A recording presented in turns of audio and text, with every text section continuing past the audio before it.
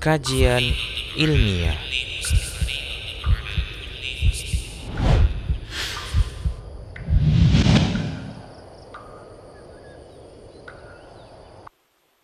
Baik, kita mulai. Bismillah, Assalamualaikum warahmatullahi wabarakatuh. Innal hamdalillah nahmaduhu wa nasta'inuhu wa nastaghfiruh wa na'udzu billahi min shururi anfusina wa min sayyiati a'malina. May yahdihillahu fala mudilla lahu wa may yudlil fala hadiya lahu. Asyhadu an la ilaha illallah wahdahu la syarika lah wa asyhadu anna Muhammadan abduhu wa rasuluh. Qala Allah Ta'ala, ya ayyuhalladzina amanu taqullaha haqqa tuqatih wa la tamutunna illa wa antum muslimun. Wa qala jalla wa ala, ya ayyuhan nasu taqu rabbakumul ladzi khalaqakum min nafsin wahidah wa khalaqa minha zawjaha wa batha minhuma rijalan katsiran wa nisaa'a wattaqullaha alladzi tasaaluna bihi wal arham innallaha kana 'alaykum raqiba. Wa qala ta'ala aidan, ya ayyuhalladzina amanu taqullaha wa qulu qawlan sadida yuslih lakum a'malakum wa yaghfir lakum dhunubakum ومن يطع الله ورسوله فقد فاز فوزا عظيما. أما بعد فإن أصدق الحديث كتاب الله وخير الهدي هدي محمد صلى الله عليه وسلم وشر الأمور محدثاتها فإن كل محدثة بدعة وكل بدعة ضلالة وكل ضلالة في النار. Ma'asyiral muslimin wal muslimat yang dirahmati oleh Allah Subhanahu wa taala. Bagaimana kabar Anda semuanya? Alhamdulillah, segala puji bagi Allah Subhanahu wa taala. Pada siang ini Allah Subhanahu wa taala senantiasa melimpahkan rahmat dan karunia-Nya. Semoga kita termasuk hamba-hamba Allah yang dimudahkan jalannya menuju surga Allah Subhanahu wa taala. Saudaraku dirahmati oleh Allah Subhanahu wa taala, pembahasan yang akan kita bahas pada kesempatan kali ini menyambung dari pembahasan sebelumnya. Kita telah membahas tentang definisi zakat, kemudian keutamaan orang yang berzakat, serta ancaman bagi orang-orang yang menahan harta zakat, serta hukum orang-orang yang menahan, yang tidak mau menunaikan zakat. Saudaraku rahmati oleh Allah Subhanahu wa taala, adapun pada kesempatan kali ini kita akan masuk pembahasan tentang syarat-syarat wajib zakat. Nah, ini penting agar kita tahu apakah seseorang sudah wajib zakat atau belum. Apakah seseorang sudah terkena kewajiban zakat atau belum terkena. Karena zakat adalah rukun Islam, perkara yang wajib, di mana ketika seseorang menunda-nunda tidak menunaikan zakat yang sudah wajib baginya, maka berdosa.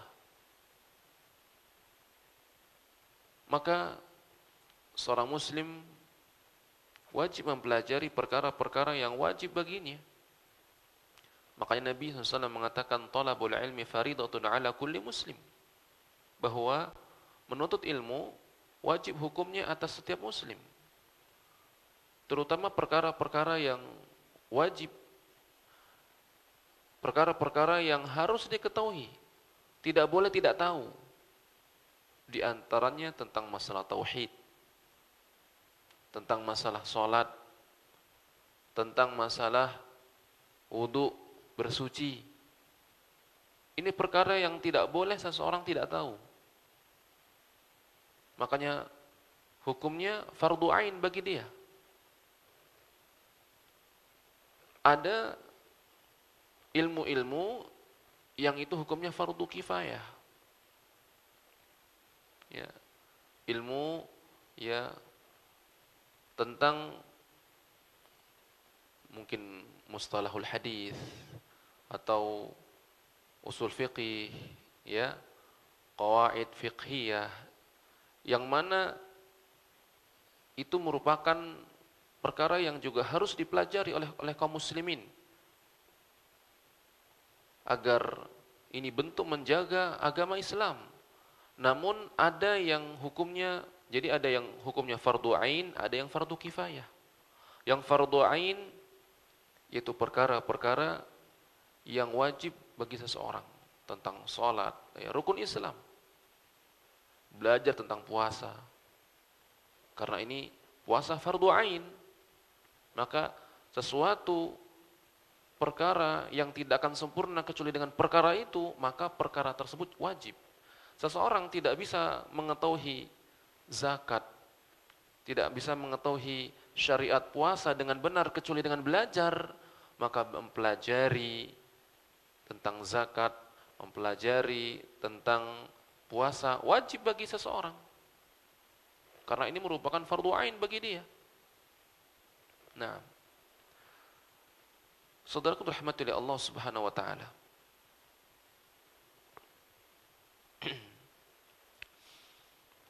maka sebenarnya atau sejatinya kita mempelajari tentang zakat ini adalah kewajiban kita masing-masing. Bukan hanya para pengusaha, semua kaum muslimin yang wajib, yang telah wajib atau terkena kewajiban zakat, wajib mengeluarkannya. Saudaraku rahmati oleh Allah Subhanahu wa taala, dan ini merupakan hikmah Allah Subhanahu wa taala, di mana Allah Subhanahu wa taala mewajibkan zakat kepada kita dengan ketentuan-ketentuan. Tidak semua orang, akan tapi ada syarat-syarat yang harus terpenuhi dan hilangnya penghalang-penghalangnya. Saudaraku rahmati oleh Allah Subhanahu wa taala, dan adanya syarat-syarat ini menjadikan agama Islam, syariat Islam, terutama syariat tentang zakat ini mundhabithah, yaitu teratur, tertib, teratur, dan bisa menjadi standar. Ada standarnya. Ya, standar seseorang itu terkena zakat. Kita saja dalam bekerja, atau kita saja ketika ingin merekrut karyawan, ada standarnya. Kalau dia seorang guru, maka dia harus bisa mengajar, memahami. Kalau dia guru bahasa Arab, maka dia harus bisa bahasa Arab. Ya kan gitu. Ketika bahasa Inggris, dia harus bisa bahasa Inggris. Bagaimana dia tidak memiliki kualifikasi yang diminta? Jadi ada ketentuannya. Nah, sehingga dengan ketentuan ini kita dapat mengklasifikasikan, kita dapat mendudukkan suatu masalah, orang ini kena wajib zakat atau tidak. Karena di masa khalifah, para khalifah kaum muslimin, pemimpin kaum muslimin pada saat itu, dari sejak Abu Bakar radhiyallahu an, kemudian Umar bin Khattab, dan khalifah-khalifah selanjutnya, maka pemerintah kaum muslimin, pemimpin kaum muslimin itu yang menugaskan para petugas-petugas zakat untuk menarik zakat dari rakyatnya yang telah Allah wajibkan. Sebagaimana juga perintah Rasulullah kepada Mu'adz bin Jabal agar ya apabila Mu'adz bin Jabal sudah sampai di Yaman dan mereka sudah masuk Islam, kemudian kalau sudah masuk Islam ajarkan mereka sholat. Kalau mereka sudah mau sholat, maka kabarkan kepada mereka Allah telah mewajibkan kepada mereka zakat. Tu'khadhu min aghniyaihim faturaddu ala fuqaraihim au ila fuqaraihim. Yang mana zakat ini diambil dari orang-orang kaya mereka dan diberikan kepada orang-orang fuqara, orang-orang fakir, orang-orang miskin. Nah, ini kan butuh standar. Kapan ya dia dinamakan orang yang kaya secara syar'i, yang artinya dia wajib zakat, dan siapa yang berhak menerima zakat. Innamas shadaqatul fuqara wal masakin. Ya, 8 asnaf, 8 golongan Allah Subhanahu wa taala menyebutkan bahwasanya zakat, penerima zakat juga sudah ditentukan oleh Allah Subhanahu wa taala. Ya, zakat itu atau sedekah, ya maksudnya zakat hanya diberikan kepada orang fakir, miskin, kemudian para petugas yang mereka mengurusi zakat, dan seterusnya. Maka ini menunjukkan kesempurnaan agama Islam. Tidak ada yang samar-samar. Innal halala bayyinun wa innal harama bayyinun. Yang wajib, yang halal jelas, yang haram jelas. Nah, wa bainahuma umurun mushtabihat, dan di antara keduanya ada perkara yang mushtabih, yang belum jelas. Maksudnya apa? Bagi manusia, kalau dia belajar ilmu agama semakin tahu. Mungkin bagi orang lain itu tidak jelas, bagi orang lain tidak tahu, masih samar. Bagi orang yang belajar, oh ini ternyata perkara ini dia sudah wajib zakat. Nah, seperti itu. Baik. Saudaraku rahmatullahi Allah Subhanahu wa taala,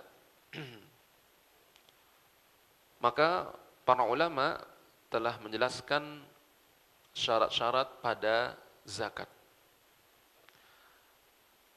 Ketika kita berbicara tentang syarat-syarat wajib zakat, maka kita berbicara pada dua hal, pada dua sisi. Yang pertama, syarat-syarat yang harus terpenuhi pada harta zakat. Pada yang pertama, harta zakat. Pada harta maksud saya, syarat-syarat yang harus terpenuhi pada harta itu sendiri. Harta yang bagaimana yang wajib dikeluarkan, ketentuannya bagaimana. Jadi ya, syarat-syarat yang harus terpenuhi pada harta, ketentuan pada harta. Kemudian ada syarat-syarat yang berkaitan kepada orang yang harus mengeluarkan, ketentuan atau syarat-syarat yang berkaitan dengan orang yang wajib mengeluarkan, orang yang bagaimana kriterianya yang sehingga dia wajib mengeluarkan zakat.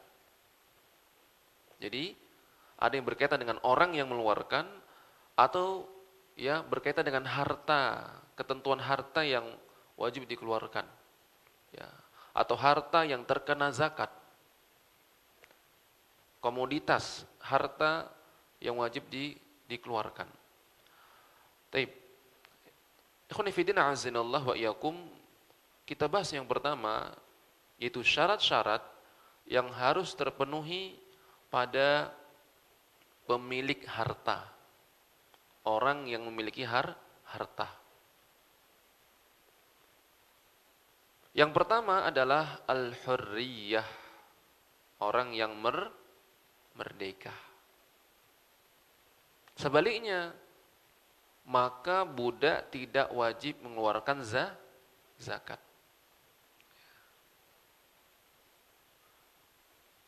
Oleh karena itu, ya, kenapa budak tidak wajib mengeluarkan zakat?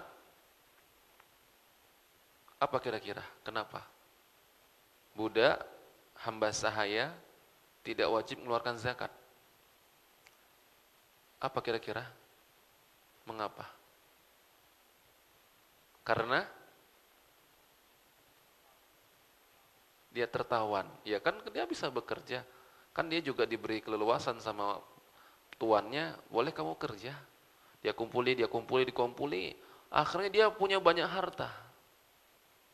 Intinya selama diberi izin ya, diberi izin sama tuannya untuk bekerja. Gimana?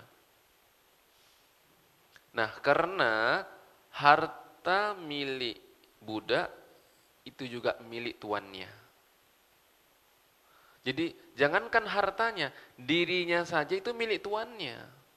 Jadi, dirinya, yaitu budak, beserta dengan ya harta budak tersebut milik sang tuan.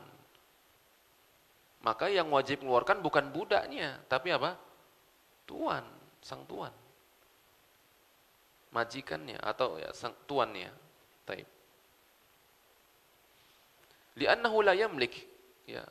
Karena hamba sahaya atau budak itu tidak dianggap kepemilikannya. Artinya apa yang dia miliki itu milik tuannya, bukan milik ya budak. Nah, misalnya budak ini dikasih ya oleh seseorang banyak harta, maka harta itu sejatinya milik siapa? Milik tuannya. Nah, wasayyidu malikun lima fiyadihi, maka tuannya adalah pemilik apa yang ada di tangannya. Taib. Hal ini berdasarkan sabda Nabi SAW dalam hadis yang sahih Bukhari Muslim. Dari mana saya tahunya, Ustaz? Ya, dari hadis Nabi. Dalam hadis yang diriwayatkan oleh Imam Bukhari dan Muslim, hadis sahih, Rasulullah SAW bersabda, "Man ba'a 'abdan lahu." Barang siapa yang menjual budak miliknya, famaluhu lilladzi ba'ahu, maka harta sang budak, maka harta si budak lilladzi ba'ahu, milik orang yang menjualnya, milik tuan yang menjualnya. Misalnya dia jual budaknya 100 juta. Kemudian di tangan sang budak ada uang, dia megang uang 50 juta misalnya. Maka ketika dia menjual budaknya itu, maka yang diserahkan hanya budaknya saja. Adapun uang yang ada di tangan budak atau yang ada di dompetnya, yang ada di kantongnya, itu harus diserahkan kepada penjualnya, sang tuan yang menjual tadi. Ini menunjukkan apa? Harta yang ada di tangan budak milik sang tuan. Taib. Illa ayyashtarital mubta', kecuali si pembeli mensyaratkan kepada sang penjual bahwa semua yang ada di tangan sang budak ikut semuanya. Saya mau beli budak kamu, tapi semua yang ada di tangannya itu menjadi milikku. Oh ya udahlah. Ya. Maka yang ada di kantongnya, yang ada mungkin di tangannya, ya, dia pegang, ada uang yang ada di tangannya, dia simpan di dalam tasnya, maka itu ikut ketika disyaratkan oleh pembeli. Jika tidak disyaratkan, hukum asalnya apa? Harta yang ada di tangan budak kembali ke penjual atau sang tuan yang menjualnya. Nah, hadis ini secara jelas menyatakan bahwasanya harta budak itu milik tuan. Nah, maka tentu tidak wajib baginya untuk mengeluarkan zakat. Karena nanti di antara syaratnya juga adalah dia harus memiliki dengan sempurna harta tersebut. Memang dianggap dia memiliki harta tersebut. Baik. Ini hadis riwayat Bukhari Muslim. Kemudian juga perkataan sahabat Ibnu Umar radhiyallahu anhuma, beliau berkata, "Laisa fi malil 'abdi zakatun hatta yu'taq." Tidak ada zakat pada harta budak sampai dia dimerdekakan. Kalau sudah merdeka, baru dia wajib zakat. Ini riwayat Baihaqi dengan sanad yang sahih. Kemudian juga ada seorang sahabat yang bernama ada seorang tabi'in ya. Kalau tidak salah seorang tabi'in, Wa'an Kaisan bin Abi Sa'id Al-Maqburi, dia berkata, "Ataitu Umar bi zakati mali mi'atai dirhamin." Aku pernah mendatangi Khalifah Umar bin Khattab dengan membawa zakat hartaku, yaitu 200 dirham. Wa ana mukatib, dan aku adalah seorang yang merdeka karena saya menebus diriku kepada tuanku. Jadi ada cara seseorang budak bisa merdeka dari tuannya, bisa banyak cara. Di antaranya dibeli sama orang, ya, dia dibeli sama pembeli, kemudian si pembeli ini memerdekakan. Kamu saya merdekakan. Atau memang pemiliknya, ya, tuannya, kamu saya bebaskan, kamu merdeka. Atau negosiasi, tuan, saya mau merdeka. Kalau kamu merdeka, maka sang tuan berkata, oke, kalau kamu ingin merdeka, kamu harus bayar, menebus dirimu. Kamu boleh bekerja, kamu setor kepada saya, intinya 100 juta. Maka sang budak bekerja. Kemudian dapat uang, dia bayarkan kepada tuannya, terus dia cicil untuk menebus dirinya. Ketika sudah genap 100 juta, maka ya sang budak merdeka. Itu namanya mukatib. Nah, faqala hal utikta, apakah kamu sudah dimerdekakan? Jadi Umar bin Khattab tahu bahwasanya ini ya Kaisan bin Abi Sa'id Al-Maqburi, ya, dia seorang budak ditanya, apakah kamu sudah dimerdekakan? Qultu na'am, ya, saya sudah merdeka. Qala idhab faqsimha, maka Umar bin Khattab berkata, pergilah kamu dan bagi-bagikan kepada fakir miskin. Nah, itu dia. Ikhwan fillah azinallahu wa iyyakum, ini syarat yang pertama. Bagi orang atau pemilik harta, dia harus seorang yang merdeka. Kemudian yang kedua adalah al-Islam. Bukan orang kafir. Maka tidak ada zakat atau tidak sah zakat dari orang kafir secara ijma'. Karena apa? Ibadah zakat ini adalah ibadah mutahhirah, ibadah pembersih dari dosa-dosa. Adapun orang kafir bukanlah orang yang berhak untuk dibersihkan, karena masih kafir, dalam kondisi kafir. Apa yang akan dibersihkan? Dan sementara Allah tidak akan terima amalnya selama dia masih dalam keadaan kafir.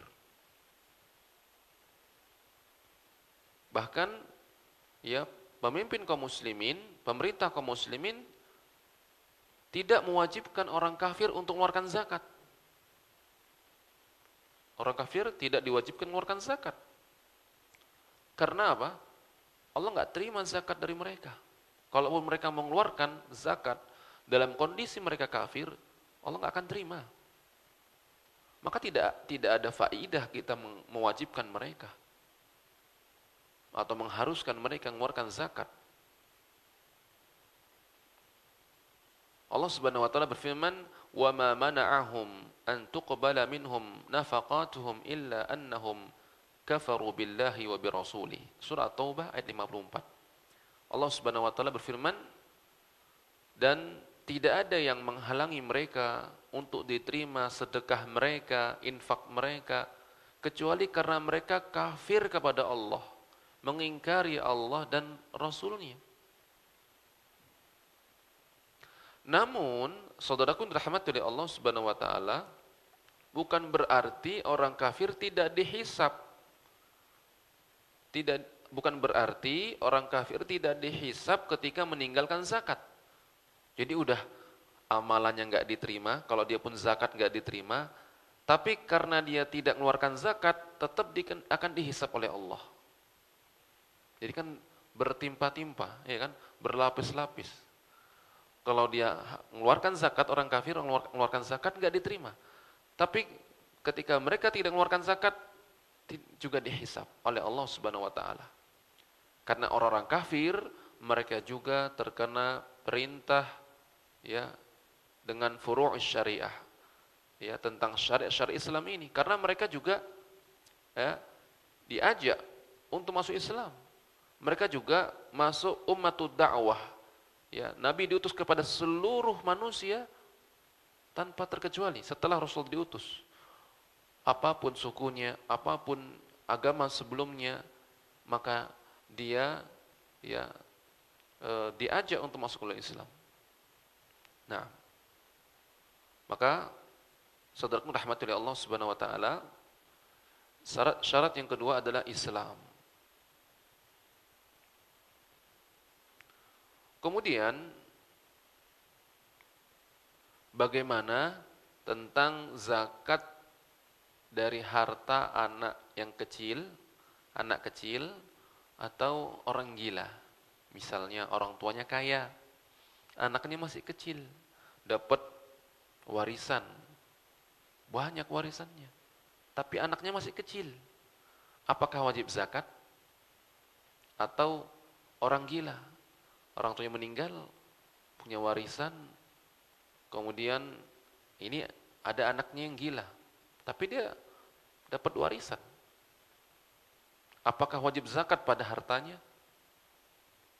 Gimana kira-kira? Anak kecil, apakah wajib zakat hartanya? Wajib dizakati? Kalau sholat jelas, namanya masih kecil belum wajib. Puasa belum wajib. Haji belum wajib, nama masih kecil. Atau orang gila. Bahkan ada hadis rufi al-qalam an salasah, pena diangkat dari 3. Yang diantaranya anin naim hatta istayqiz, orang yang tidur sampai terbangun. Wa anis saghir hatta yahtalim, anak kecil sampai dia bermimpi, ya keluar mani. Wa anil majnun hatta yafiq, orang gila sampai dia sadar. Nah, zakat gimana? Gimana kira-kira? Wajib atau tidak? Ya dia bisa punya dapat warisan 1 M dari orang tuanya, tapi masih kecil. Hah? Nah, maka saudaraku rahmati oleh Allah Subhanahu wa taala, pendapat yang rajih dalam hal ini bahwa harta anak kecil dan harta orang gila maka terkena kewajiban zakat. Walaupun dalam hal ini para ulama berbeda pendapat, ada yang mengatakan tidak kena zakat. Tidak kena zakat karena zakat ini seperti sholat, kata mereka. Sehingga butuh niat. Ya, kalau orang anak kecil yang belum tahu apa itu niat, kan nggak sah sholatnya. Belum mumayyiz, belum tahu apa itu sholat, nggak diterima sholatnya, belum sah. Apalagi orang gila. Nah, mereka menyamakan zakat itu seperti sholat. Nah, namun ini tidak kurang tepat, ya. Namun kurang tepat. Yang benar, zakat wajib pada harta anak kecil dan orang gila secara mutlak. Dan ini pendapat kebanyakan para ulama, mayoritas para ulama. Ini juga pendapat Umar bin Khattab, Ali bin Abi Thalib, Abdullah bin Umar, Aisyah, ya para sahabat-sahabat, Jabir bin Abdullah. Nah, dan di antara yang menguatkan pendapat yang kedua ini, kenapa kita menguatkan pendapat yang kedua ini? Yang pertama, dalil-dalil yang berkaitan tentang zakat itu umum. Diambil dari orang kaya dan diberikan kepada orang miskin. Tu'khadhu min aghniyaihim, diambil dari orang-orang kaya dan diberikan kepada orang miskin. Enggak dirinci orang kayanya itu kecil atau besar, laki-laki atau perempuan, sudah balik atau belum. Enggak dirinci. Yang penting orang kaya kemudian diberikan kepada orang miskin. Sama, orang miskinnya juga enggak mesti harus balik gitu. Oh, belum balik berarti belum berhak sebagaimana penerima. Yang penting dia miskin. Nah,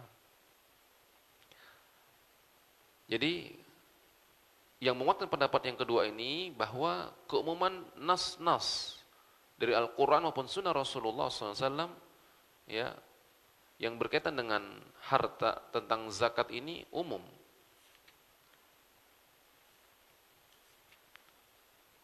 Allah Subhanahu wa taala berfirman, "Khudz min amwalihim shadaqatan tutahhiruhum wa tuzakkihim." Ambil dari harta mereka sebagai zakat yang wajib untuk mensucikan mereka ya dan membersihkan mereka. Nah, dan di sini umum ya. Nah, itu poin yang pertama. Dan tidak ada pengecualian anak kecil maupun orang gila. Nah, kemudian saudaraku rahmati oleh Allah Subhanahu wa taala, bahwasanya zakat ini adalah hak ya, hak Allah yang wajib atas manusia. Dan ini sama ya, wajib pelaksanaannya baik dia sudah mukallaf ataupun belum mukallaf, karena berkaitan dengan harta. Berkaitan dengan harta. Ya, berbeda dengan sholat, puasa, itu harus berkaitan dengan apa? Badan. Dia harus niat, dia harus bersuci dulu. Kalau harta, maka ya nggak dibedakan mau hartanya anak kecil maupun orang dewasa. Karena kewajibannya ada pada harta. Hartanya dikeluarkan. Maka misalnya anak itu masih kecil, siapa yang mengeluarkan? Walinya atau orang yang mengurusinya, mungkin pamannya atau kalau meninggal ayahnya mungkin ibunya atau saudara-saudaranya atau kakeknya, intinya walinya yang mengurusinya, itu yang mengeluarkan. Atau orang gila ini, ada anaknya gila yang ngurusi pamannya, maka paman yang mengeluarkan zakat yang diambil dari harta orang gila tersebut. Nah, itu dia. Wa hadzal qaulur rajih, ini pendapat yang rajih, yang lebih kuat ya. Maka yang mengeluarkan adalah al-wali, yaitu orang yang mengurusi anak kecil tersebut atau orang yang gila tersebut. Nah, dari harta mereka berdua. Taib. Kemudian saudaraku rahmati oleh Allah Subhanahu wa taala, jadi untuk pemilik harta ada berapa syaratnya? Ada dua. Ya, yang pertama merdeka, kemudian Islam. Itu saja. Adapun anak kecil dan juga orang gila tetap wajib zakat. Kemudian saudaraku rahmatullahi Allah Subhanahu wa taala, berikutnya syarat-syarat yang ada pada harta. Syarat-syarat yang harus terpenuhi pada harta sehingga wajib zakat pada harta tersebut. Yang pertama adalah harta tersebut merupakan kelompok dari harta-harta yang wajib padanya zakat, atau harta-harta yang terkena padanya zakat. Dan ini akan kita rincikan nanti pada pembahasan setelahnya. Jadi tidak semua jenis harta,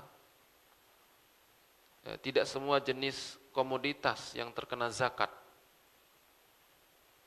Ya. Contohnya orang punya ayam banyak, punya ayam 1000, wajib zakat pada ayam? Tidak ada, walaupun ayamnya 1000 ekor. Nah, maka ada harta-harta yang khusus yang terkena padanya zakat. Adapun orang yang dia ya pengusaha ternak ayam sampai ribuan ayam, yang terkena bukan ayamnya, bukan pada zakat ayam, nggak ada, tapi zakat hartanya iya. Zakat hartanya yang dikumpulkan di rumahnya, ya tempat penyimpanannya, atau di ATM-nya. Nah, uangnya itu, uang yang terkumpul itulah yang terkena zakat. Nah, kemudian juga misalnya mutiara, ya, atau yang sejenisnya, yang selain emas dan perak. Apa misalnya permata, gitu kan? Mutiara. Kalau yang dalam kerang apa itu namanya? Yang bulat-bulat. Mutiara kan? Walaupun dia punya 1 kilo mutiara, tapi nggak untuk dijual ya. Cuman koleksi saja. Atau letak rumahnya. Nggak wajib zakat. Tapi kalau untuk diperjualbelikan, kena nanti zakat perdagangan. Jadi tergantung nanti kalau kita bahas tentang zakat perdagangan, semua mau kalau dia ternak ayam dan ayam ini untuk dijual, dia memang khusus jual beli ayam, sudah disiapkan di kandang ini, setiap orang mau beli langsung datang ke kandang, oh aku mau beli ini. Nah, karena zakat perdagangan. Nah, itu dia.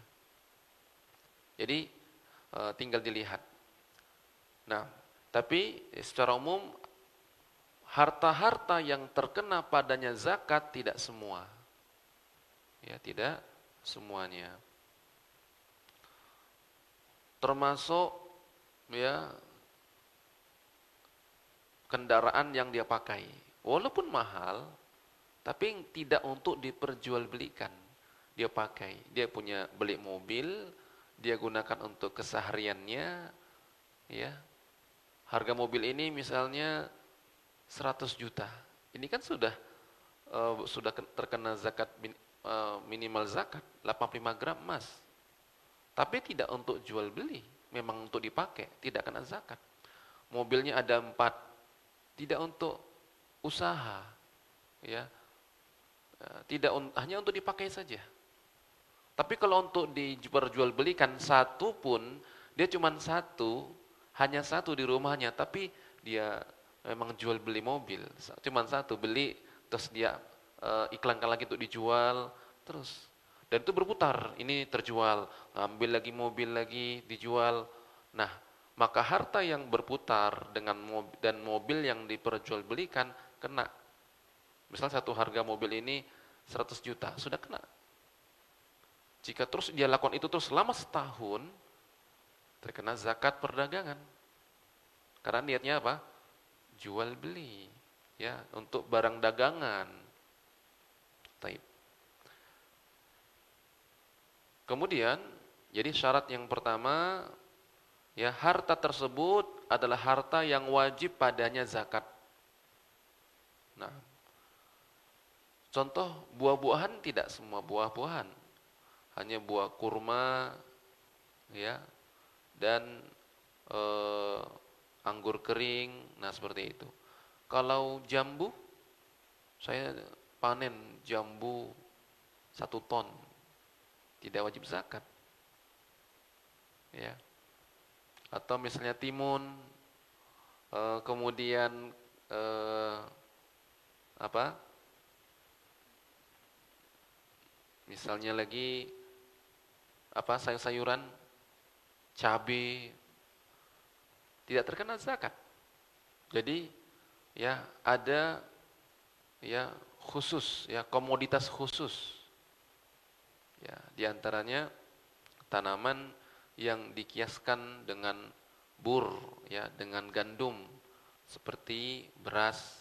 Nah, itu yang dikiaskan. Nah, nanti insyaallah akan kita masuk pada pembahasannya. Apa saja ya komoditas yang terkena padanya zakat atau harta yang terkena padanya zakat. Kemudian ayyablughan nisab, sudah mencapai batas minimal wajib zakat. Sudah memiliki harta yang telah mencapai batas minimal wajib zakat. Di mana ketika harta kita, ya harta kita, kalau jenis harta maksudnya uang, ya, atau emas, perak, ya. Apabila harta kita telah mencapai batas minimal wajib zakat, maka wajib bagi kita mengeluarkan zakat. Jika belum mencapai, walaupun hanya 1 rupiah, belum mencapai wajib zakat, maka tidak wajib padanya zakat. Atau kalau kambing misalnya 40, dia punya 39, kurang 1, tidak wajib zakat. Nah, atau misalnya hari ini sudah terkumpul 40 kambing. Kemudian setelah 1 bulan atau 2 bulan dia ada acara untuk anaknya. Memang murni ada acara untuk anaknya. Dia akikah 2 kambing. Sehingga jadi 38. Berlalu 1 tahun masih 38. Tidak mengeluarkan zakat. Tidak wajib. Walaupun awalnya 40. Sudah berjalan setengah tahun kurang 2. Karena untuk keperluan akikah. Maka tidak wajib zakat. Karena syarat yang berikutnya, dia harus mencapai, ya syarat berikutnya berlalu 1 tahun hijriyah. Jadi yang pertama tadi, harta tersebut dari kelompok harta yang wajib dikeluarkan, ya, atau harta yang terkena padanya zakat. Yang kedua, mencapai nisab, batas minimal wajib zakat. Kemudian berlalu 1 tahun. 1 tahun di sini adalah 1 tahun hijriyah, bukan tahun, ya, Masehi, tapi tahun hijriyah. Dan itu lebih cepat ya putarannya dengan tahun Masehi. Karena hijriyah 29 atau 30 terus seperti itu. Nah, namun berlalu 1 tahun ini bukan pada semua zakat, hanya sebagiannya saja. Sebagian. Apa saja itu? Berlalunya 1 tahun atau haul namanya. Berlalu 1 haul atau 1 tahun hijriyah, ini terkena pada zakat emas dan perak. Yang pertama, emas dan perak. Kemudian hewan ternak. Jadi ada 3. Dan yang disamakan yaitu zakat perdagangan. Emas, perak, yang disamakan emas dan perak adalah uang. Ya. Kemudian hewan ternak. Kemudian juga zakat perdagangan. Nah, ini berlalu berapa? 1 tahun hijriyah. Adapun zakat tanaman dan buah-buahan, ini pun bukan berarti semua tanaman, nanti akan kita rinci yang dimaksud dengan tanaman itu, dan buah, misalnya buah kurma maksudnya. Adapun tanaman gandum, ya, maka ini tidak menunggu 1 tahun, namun setiap kali panen. Setiap kali panen, misalnya padi, dalam setahun bisa 2 kali panen, maka 2 kali mengeluarkan zakat setiap kali panen. Berapa yang dikeluarkan, Ustaz? Nanti kita akan rincikan. Kalau padi ini, Ustaz, bisa 3 kali panen, Ustaz, karena pengairannya bagus, dekat dengan sungai atau mudah. Sehingga dia bisa panen, kemudian tanam lagi. Bisa 3 kali panen dalam setahun, maka 3 kali mengeluarkan zakat. Ini berlaku pada apa? Ya, zakat tanaman dan buah-buahan. Dan ini yang disepakati oleh para ulama. Kemudian syarat yang berikutnya, ayyakuna hadzal mal mamlukan milkan taman. Harta yang dimilikinya adalah harta kepemilikan dengan sempurna. Dia memiliki harta tersebut sempurna kepemilikannya. Tidak ada ikut campur orang lain. Bukan, ini ada tanah saya, tapi setengah milik saya, atau tanaman ini, setengah milik saya, setengah milik orang lain. Maka harus dihitung dulu. Nah, taib. Jadi belum sempurna kepemilikannya. Jadi harus kepemilikan sempurna.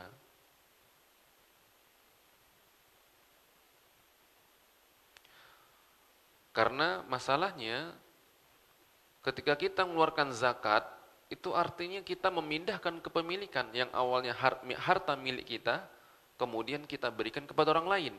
Yang itu akan berkonsekuensi harta itu menjadi milik orang lain. Nah, bagaimana akan sempurna kepemilikan itu kalau kita tidak sempurna memilikinya? Harus benar-benar milik kita. Tidak ada ya saham orang lain. Ya, tidak ada kepemilikan orang lain dalam harta kita itu. Benar-benar milik kita. Nah,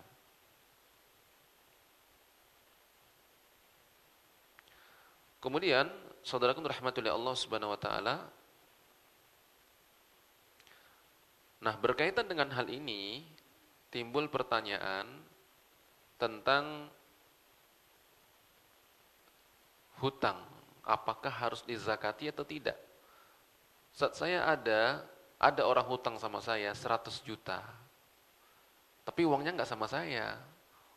Uangnya ya dipinjam sama orang. Apakah wajib zakat? Yaitu Ustaz benar, harta itu benar milik saya, tapi nggak ada di tangan saya. Nah, maka saudaraku yang dirahmati oleh Allah Subhanahu wa taala, pendapat yang lebih tepat dalam hal ini harus dirinci. Harus dirinci tentang masalah hutang. Apakah wajib dizakati atau tidak? Maka harus kita ketahui bahwasanya hutang ada dua macam. Dalam hal pembayaran. Hutang dilihat dari sisi pembayarannya, mudah atau tidaknya, ada dua macam. Hutang yang diharapkan untuk dibayar, hutang yang ada di tangan orang-orang yang mudah untuk membayar, dan orang yang berhutang kepadanya itu mengakui, iya memang saya ada hutang kepadanya 100 juta. Cuman mungkin belum jatuh tempo. Kalau sekiranya sekarang dia minta, saya akan bayar. Mudah bagi dia. Cuman mungkin belum jatuh tempo. Jadi dia orang yang mudah. Ya, atau sudah jatuh tempo tapi belum diminta, belum ditagih. Kalaupun sekarang dia nagih, kata orang yang minjam, saya bayar, mudah bagi saya. Jadi apabila hutang kita memiliki, atau namanya piutang ya. Jadi ada orang hutang kepada kita. Nah, harta kita kalau kita ambil itu mudah untuk mereka membayarnya kepada kita, maka harta kita tadi digabungkan dengan harta yang ada di tangan kita. Ya. Jadi yang ada di tangan kita 100 juta. Kemudian orang yang berhutang dengan kita 100 juta.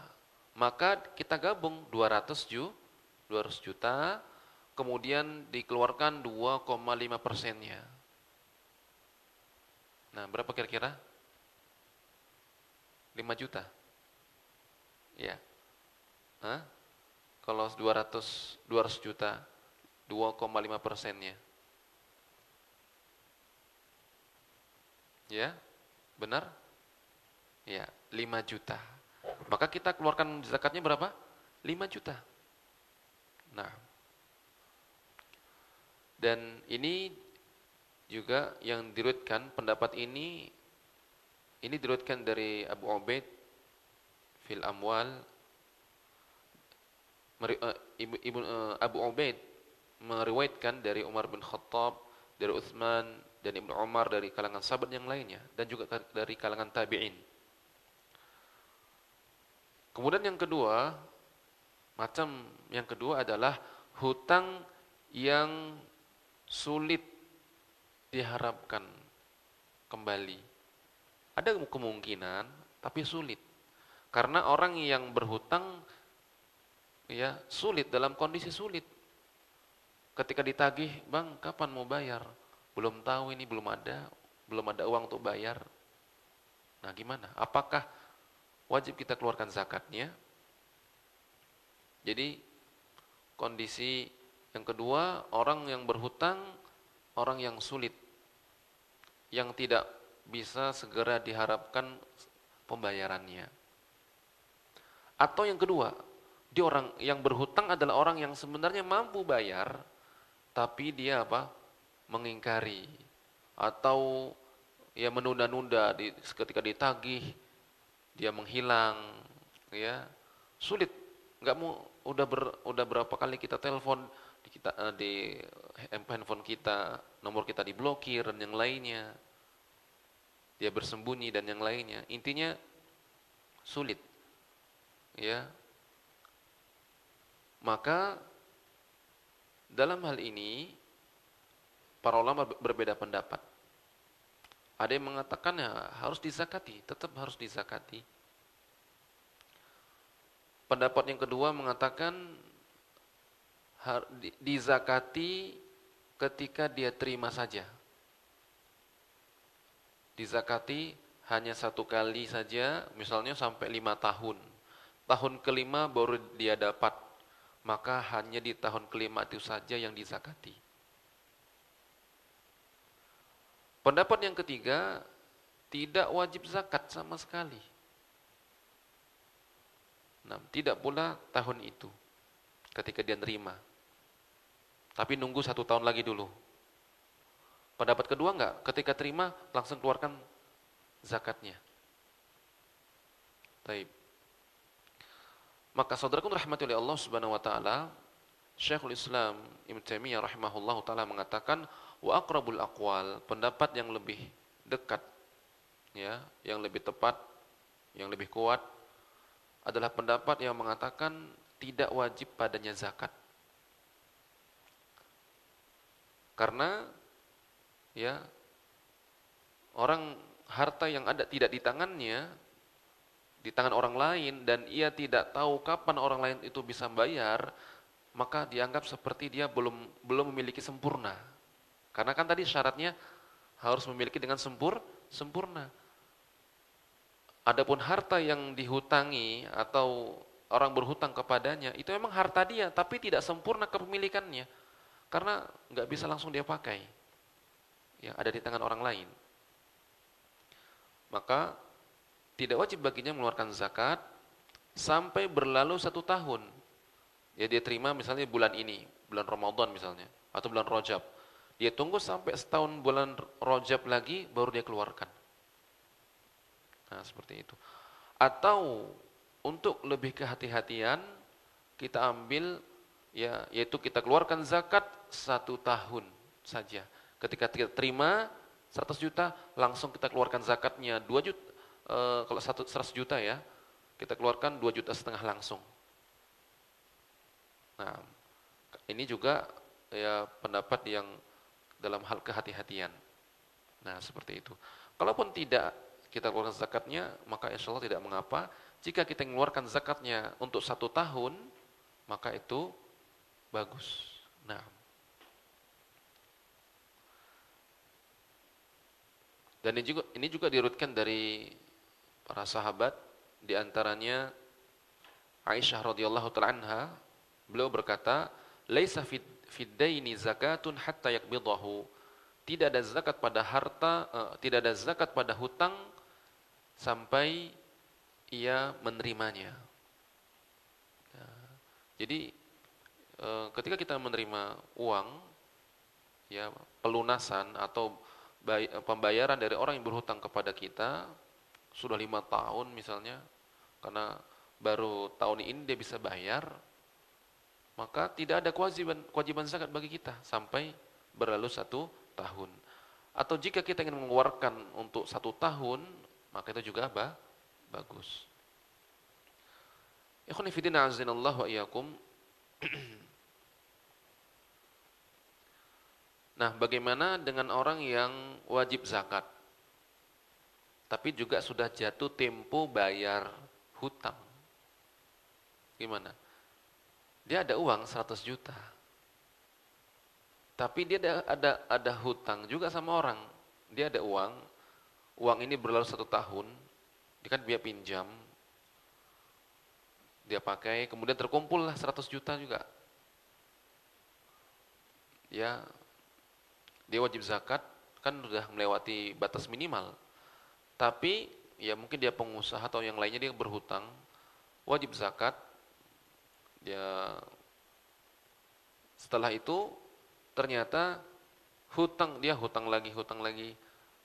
Yang pada akhirnya hutangnya itu menghabiskan ya atau mengurangi dari harta miliknya sehingga tidak mencapai nisab.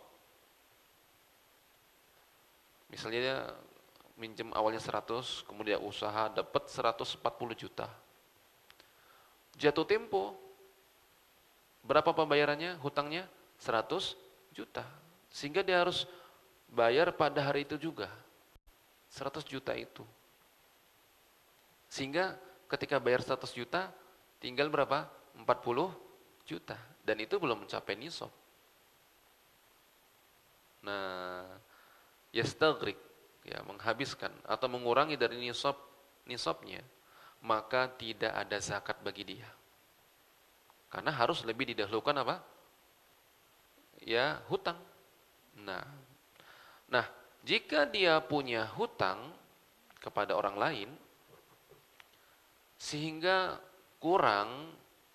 berkurang hartanya tapi masih mencapai nisab. Misalnya hutangnya 100 juta, dia punya uang 300 juta. Dia bayarkan 100 juta, masih ada 200. Anggaplah 200 juta. Hutang dia berapa? 100. Dia sudah memiliki uang lebih dari nisab dari sejak tahun yang lalu. Ini udah 1 tahun ini. Terkumpul uang 200 juta. Bayar hutang 100 lagi ada di tangan. Maka pada saat itu dia wajib mengeluarkan zakat. Karena ketika sudah dikurangkan dari yang wajib bayar hutang, masih mencapai nisab.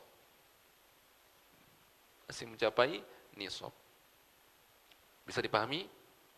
Nah, ikhwan fillah azinallahu wa iyyakum. Jadi itu berkaitan dengan zakat, ya, berkaitan dengan hutang. Kalau orang yang berhutang adalah orang yang mudah untuk membayar dan diharapkan, maka harta kita yang dihutangi oleh orang lain itu digabungkan dengan uang kita. Jika sulit, ketika ditagih berkali-kali, nggak tahu kapan bisa bayar, ya, maka atau dia menunda-nunda, atau bahkan yang lebih parah lagi apa? Mengingkari, nggak ada aku hutang, terus nggak ada bukti. Maka hendaknya ketika kita berhutang, ya, dianjurkan untuk apa? Ditulis. Idza tadayantum bidainin ila ajalin musamman faktubuh. Apabila kalian saling berhutang sampai waktu yang ditentukan, temponya, ditulis. Namanya kita kadang lupa. Ya. Atau udah kawan Ustaz. Udah masa perlu tulis-tulis segala. Udah kan kita sudah saling percaya. Iya, namanya manusia kadang lupa. Ya. Jadi untuk lebih hati-hati, ditulis. Kalau hutangnya banyak sampai 100-an juta, butuh lebih penguat lagi. Mungkin butuh materai dan yang lainnya. Bukan kita tidak percaya, tapi inilah perintah syariat. Mungkin kita meninggal. Jadi ada bukti. Kita kasih tahu keluarga kita, ini buktinya. Kadang-kadang kita nggak meninggalkan bukti, qadarullah Allah cabut nyawa kita, kemudian keluarga menuntut kepada orang yang berhutang. Dulu kamu punya hutang sama ayah kami. Mana buktinya? Ketika dia mengingkari, nggak ada bukti, dari mana? Ya nggak bisa. Di pengadilan pun akan kalah, karena nggak ada bukti. Nah, al-bayyinatu 'alal mudda'i, bukti bagi orang yang mengaku. Kalau dia mengaku dia punya hutang, mana bukti? Nah, ikhwani fi din azinallahu wa iyyakum. Jadi syarat yang harus terpenuhi pada harta, ya, pada harta yang terkena zakat padanya, kita ulang lagi. Yang pertama, harta tersebut adalah harta yang terkena padanya zakat sesuai dengan ya dalil dari Al-Qur'an dan Sunnah, atau yang dikiaskan dengannya. Seperti beras, kan enggak ada dalilnya tapi dikiaskan ya dengan bahan makanan pokok yang disimpan. Kemudian mencapai nisab, mencapai batas minimal wajib zakat. Jadi kita nanti akan pelajari satu persatu. Nisab emas berapa, nisab perak berapa, nisab hewan ternak kambing berapa, kemudian unta berapa, sapi berapa. Kalau tanaman ya beras berapa kilo yang harus berapa kilo kalau dia panen berapa ton atau berapa kilo sehingga dia wajib zakat. Nah, seperti itu. Nanti kita akan rinci satu persatu. Ikhwani fi din a'azinallahu wa iyyakum. Kemudian tambahan yaitu ketika seseorang misalnya tahun ini dia punya uang 100 juta, berarti sudah mencapai nisab. Kemudian tahun depan uangnya 200 juta.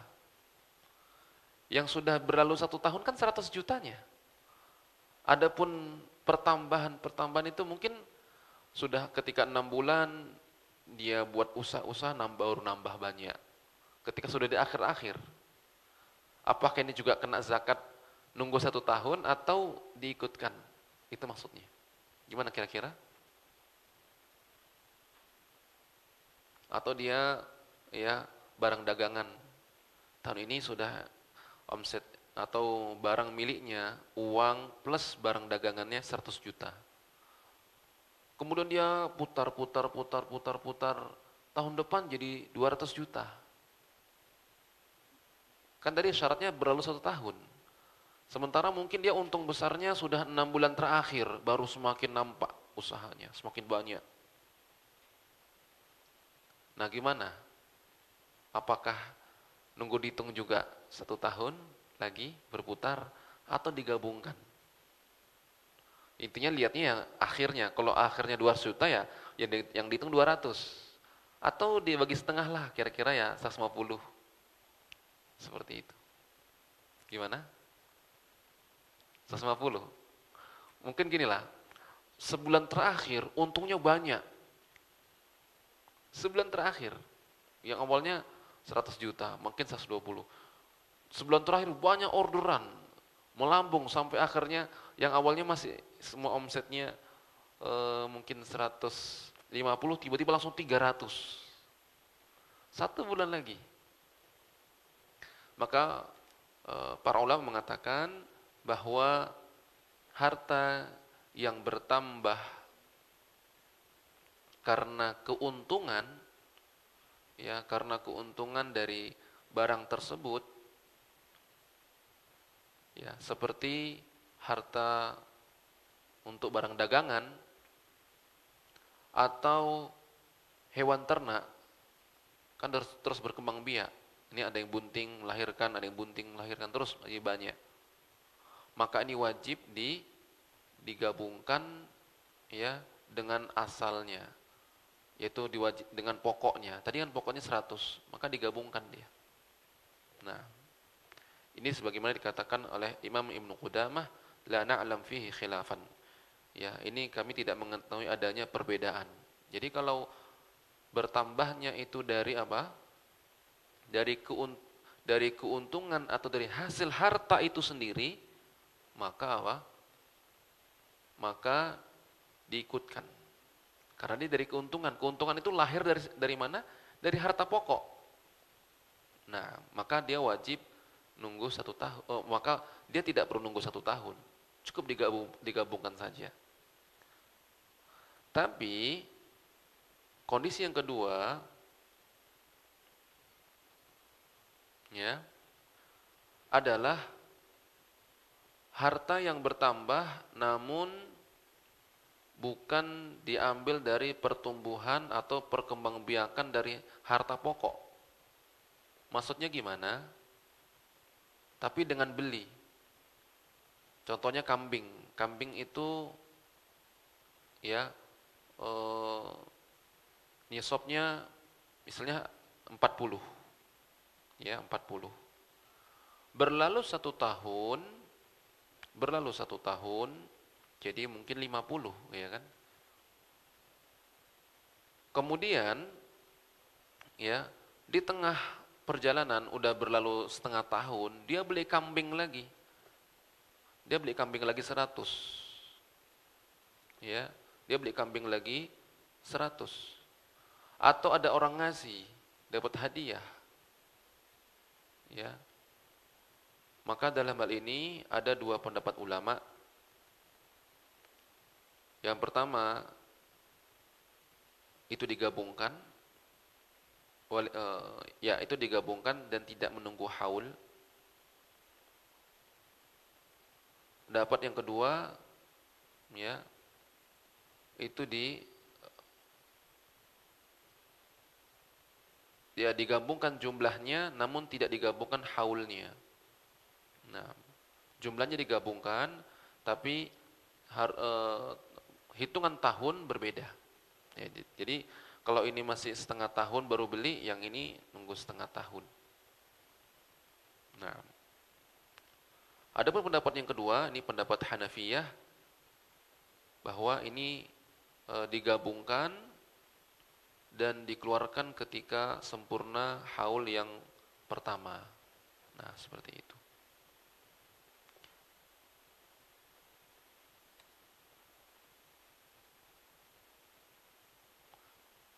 Ini faidahnya.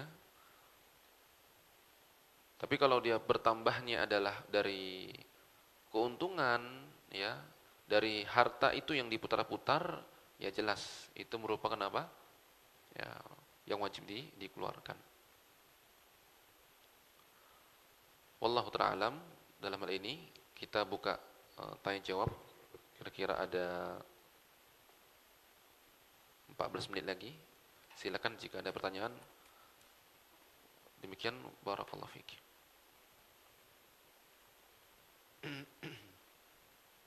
Ya, Pak. Ya. Assalamualaikum warahmatullahi wabarakatuh. Assalamualaikum. Tadi kan masalah budak tadi kan kita sudah bayar gajinya sama budak, kan gitu.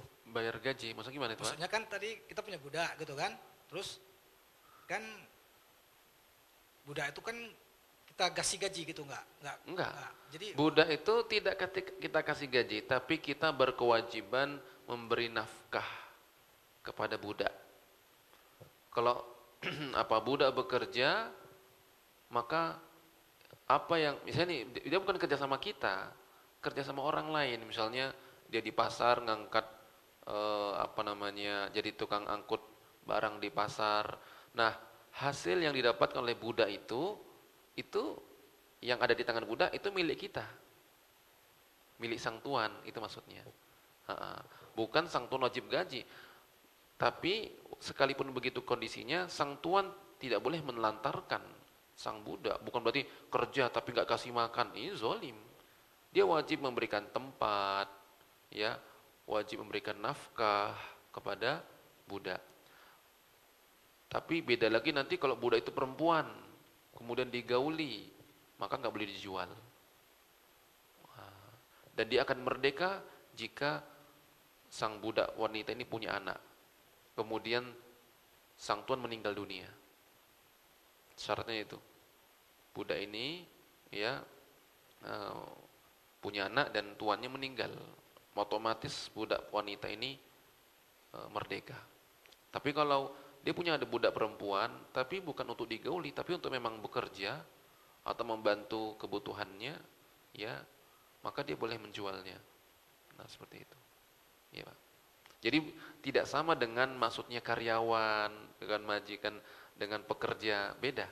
Budak ini memang dia dapatkan dari membeli atau dari tawanan perang, ya, dan itu dibagi oleh pemerintah, oleh pemimpin kaum muslimin. Dan Islam menganjurkan umatnya untuk memerdekakan budak. Makanya banyak seperti berhubungan dengan siang Ramadan, kafaratnya apa? Memerdekakan budak. Kemudian dalam hal pelanggaran-pelanggaran ihram, pelanggaran haji ataupun umrah, ada yang perintah memerdekakan budak. Nah, seperti itu. Baik. Ya, Pak.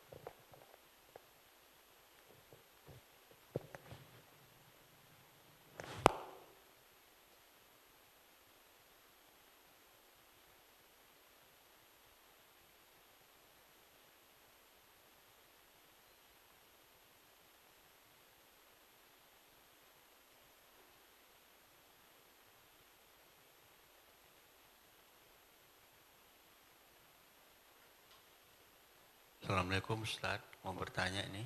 Ya, assalamualaikum. Bagaimana cara menghitung zakat perdagangan Ustaz, sementara hutang piutangnya masih ada Ustaz? Mohon diterangkan. Baik. Ya, jadi zakat perdagangan sebelum penghitungan maka harus diselesaikan hutang-hutangnya dan dikeluarkan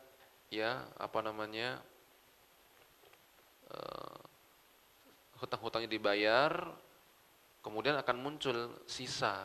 Nah, seperti itu. Karena zakat lebih harus didahulukan. Nah, maka tadi kita katakan apabila seorang punya hutang, yang mana hutangnya itu ya menghabiskan atau mengurangi hartanya sehingga tidak mencapai nisab, maka tidak wajib bayar zakat. Nah, maka ya ketika sudah jatuh tempo, mungkin hartanya ini sudah capai nisab sebenarnya dan sudah jatuh haul, tapi dia punya hutang, maka lebih didahulukan bayar hutang pada saat itu. Bayar hutang, ya. Kemudian setelah dibayar hutang, baru dihitung murni modalnya dan keuntungannya semua berapa, usahanya ini. Nah, itu baru nanti akan muncul nilainya, baru dikeluarkan 2,5%-nya. Nah, seperti itu. Baik. Wallahu ta'ala a'lam.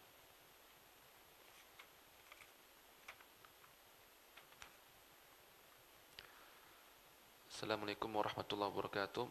Mau bertanya Ustadz, kita punya simpanan emas, tapi sewaktu-waktu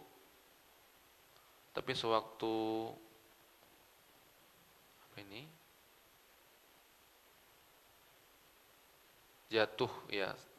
Tapi sewaktu jatuh tempo zakat, tidak punya uang bayar zakat. Tidak punya uang bayar zakat. Apakah emas yang ada harus dijual untuk membayar zakatnya? Ya.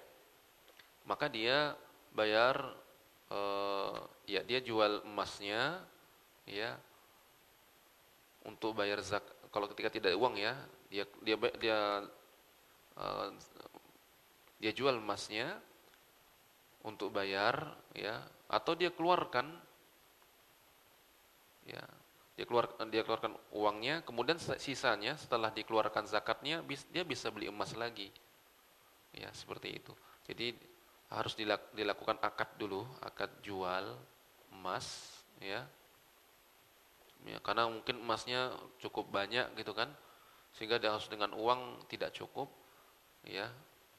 maka ya mau gimana lagi, dia harus jual. Jual emasnya, misalnya jadi dapat 500 juta misalnya, baru dia keluarkan. Dia keluarkan berapa? 2,5%-nya. Nah, 500 juta misalnya, 2,5%-nya berapa?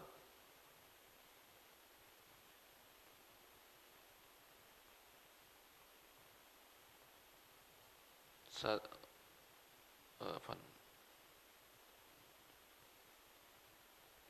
12 juta. Ya. 12 juta 500 ribu. Ya sudah. Mungkin emas itu diberi, ya kan? Mungkin emas itu hadiah dari orang. Ya, mungkin seperti itu. Tapi kalau dia pengusaha ataupun memang dia bisa beli emas tapi nggak ada uang 12 juta, mungkin gimana gitu kan?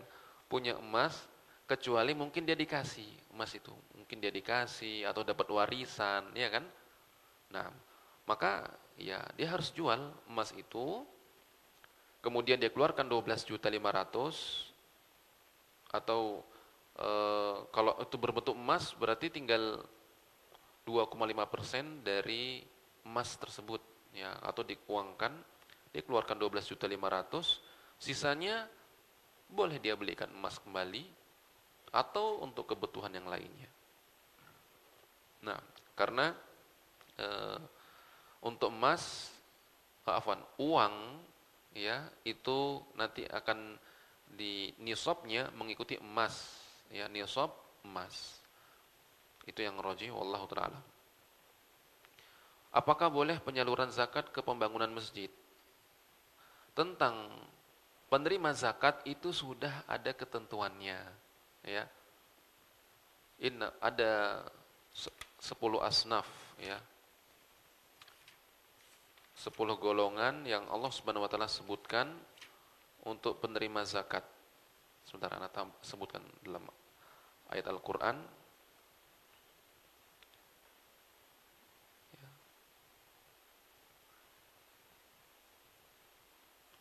Adapun untuk masjid tidak disebutkan di situ. Adapun infak, sedekah biasa, maka itu dianjurkan. Atau apalagi pembangunan untuk pembangunan masjid. Adapun sedekah wajib, ya, dari zakat harta, Allah Subhanahu wa taala berfirman, "Innamas shadaqatu lil fuqara'i wal masakin wal 'amilina 'alaiha wal masakin wal 'amilina 'alaiha wal mu'allafati qulubuhum wa fir riqab wal gharimina wa fi sabilillah wa ibnis sabil faridatan minallah wallahu 'alimun hakim." Afwan, bukan 10, 8. Yang pertama, Allah mengatakan zakat itu hanya untuk fakir, miskin. Fakir itu sangat lebih susah lagi daripada miskin. Fakir, miskin, petugas zakat, ya, yang mengambil zakat. Kemudian walaupun ada rinciannya nanti siapa mereka. Kemudian orang-orang yang dilembutkan hatinya, ya, muallafah. Kemudian ar-riqab, untuk memerdekakan budak. Ya, ada budak, maka dibeli budak itu dari harta zakat agar dia merdeka. 5. Wal gharimin, orang yang terlilit hutang. Ya, 6. Ya, 1, 2, 3, 4, 5, 6. Ya. Wa fi sabilillah, 7. Untuk di jalan Allah, ya, untuk berperang di jalan Allah, untuk, ya, kebutuhan dalam perang. Ya, mempersenjatai kaum muslimin untuk perang melawan musuh kaum muslimin, untuk berjihad di jalan Allah. Wa ibnis sabil, untuk orang yang kehabisan bekal dalam perjalanan. Ya, itu. Adapun untuk masjid, wallahu ta'ala, ini tidak termasuk.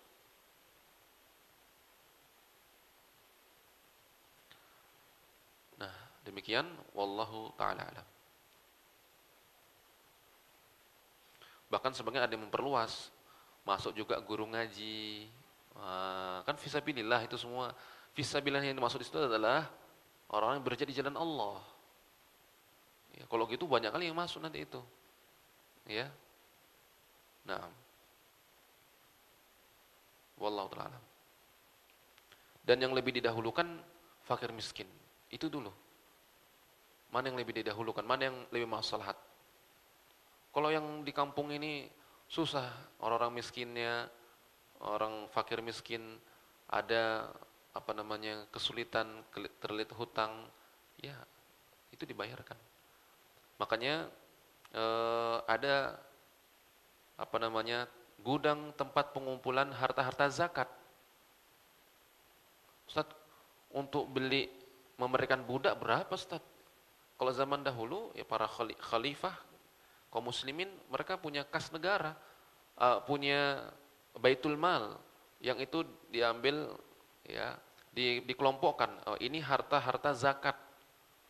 Maka ketika ada orang kehabisan bekal dalam perjalanan, diambilkan dari harta zakat. Mungkin kalau dari kita hanya per orang-orang yang zakat ya sedikit, ya kan? Cuman mungkin 12 juta. Tapi kalau dikumpulkan, nah bisa untuk orang-orang bahkan memerdekakan budak. Kalau sekiranya ada, atau yang jelas sekarang ini ya untuk mempersenjatai, untuk berjihad di jalan Allah, kebutuhan operasional dalam berjihad di jalan Allah Subhanahu wa taala, jihad yang syar'i, ya, atau untuk orang kehabisan bekal dalam perjalanan. Nah, demikian. Wallahu taala.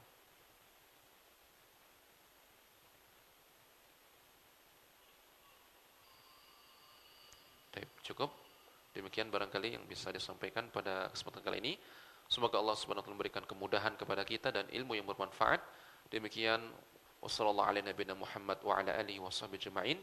Subhanakallahumma wa bihamdika asyhadu an la ilaha illa anta astaghfiruka wa atubu ilaik. Assalamualaikum warahmatullahi wabarakatuh.